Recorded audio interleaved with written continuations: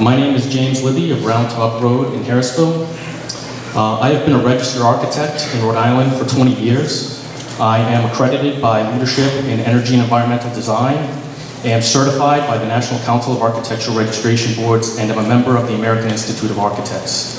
I also served on the Burrillville Planning Board for 9 years, ultimately as Vice Chairman.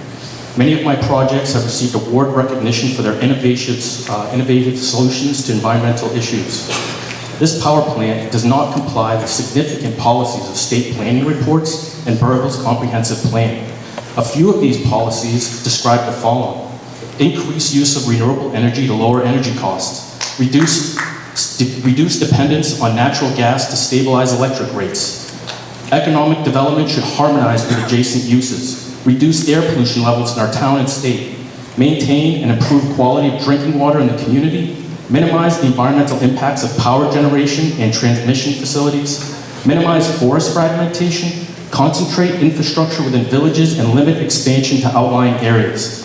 I am familiar with hundreds of pages detailing state and town policies, and I am unaware of any policies recommending increased use of fossil fuel power plants.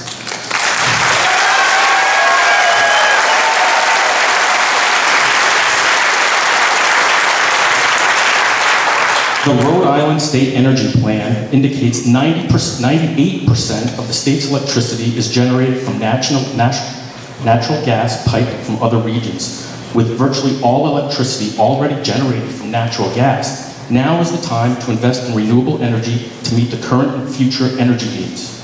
After closing coal-fired power plants, CO2 emissions in New England were reduced between 2010 and 2014.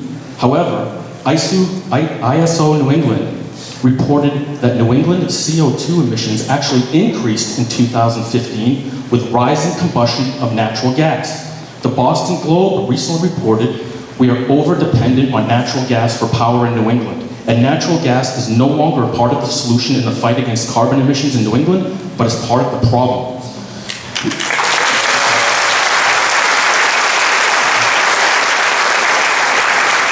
Regarding economic growth, Burrillville has a balanced approach and concentrates construction activity in our village centers, business parks, and industrial parks, not in sensitive natural areas as proposed by this power plant. I've personally been involved with a new commerce park, a new retail nursery, new CVS pharmacy, new medical and dental offices in Pasco, converting the grammar school and Stillwater Mill into apartments. This town is very supportive of economic development when it's based on sound design principles, and we have demonstrated our ability to develop economic stability without this power plant.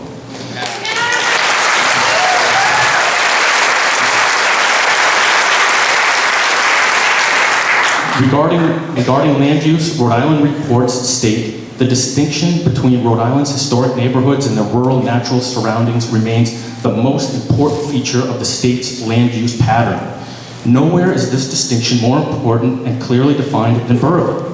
Village centers are complemented by multiple wildlife areas, rivers, and reservoirs. Construction of a massive power plant covering more than 65 acres is inconsistent with sound development goals, blurs the distinction between our villages, rural areas, and waterways, and degrades our quality of life.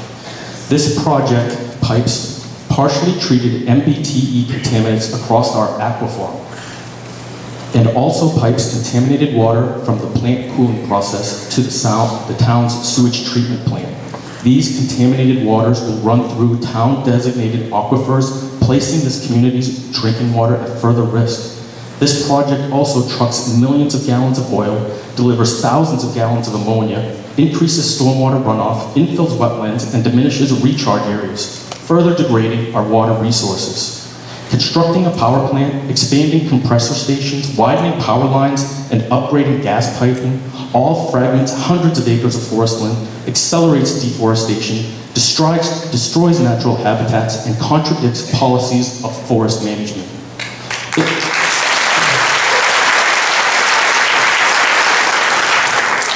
In conclusion, approval of a second power plant in this town is an environmental injustice as defined by the EPA.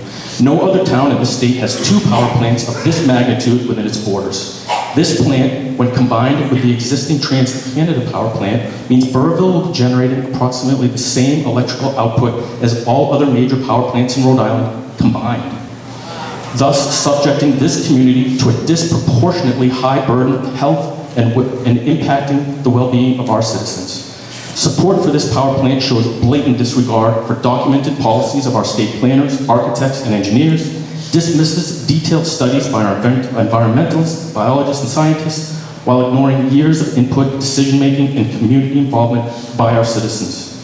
In consideration of this project's lack of compliance with significant policies outlined in the comprehensive planning at both the town and state level, I respectfully request that Invenergy withdraw their application for second power plant.